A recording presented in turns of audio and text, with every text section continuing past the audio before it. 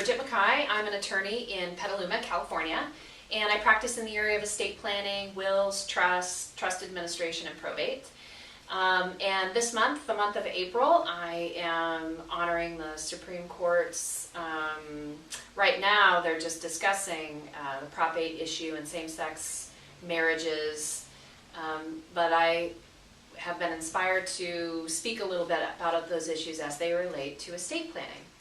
And today's topic is healthcare directives. And the question we're answering that I hear from clients often is, are there any special provisions as a same-sex couple that we should include in our individual healthcare directives? And with an emphatic yes, I respond. As you know, healthcare directives are those documents in which you nominate an agent who will take over any health decisions that need to be made about you when you're unable to do so.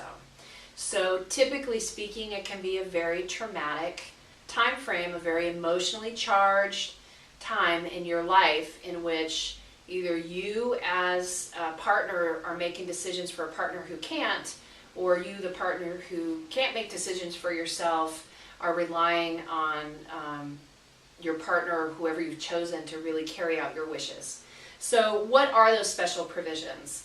I often include visitation issues. I think visitation needs to be clear, and by that I mean visitation in a hospital, visitation in a nursing home, visitation in any sort of facility that cares for, incapacitated folks. I think you need to be clear about who makes the decision of who's going to visit. You don't have to list who can visit and who can't, but your agent, you need to give your agent the power to reject visits from people you have mutually agreed you don't want to see while you're in that state. The second hot button issue I see and problems that I see coming up are disposition of remains. Families often fight because healthcare directives don't just deal with the health issue, but the agent also determines disposition of remains after a death. You don't want your family fighting with your partner about what your wishes about the disposition of your remains are. It tears families apart. So the clearest you can be about that in your healthcare directive, the more support your partner has in carrying out your wishes. And the third is, it may sound strange because we include a lot of things in healthcare directives, generally speaking, but the third is write down who you want excluded for sure in any health decision making.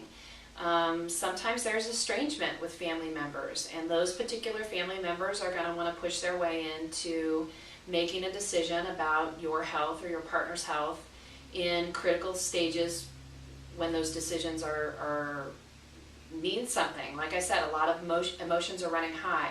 So if there are people you absolutely don't want to be involved in the decision making about your health, write them down.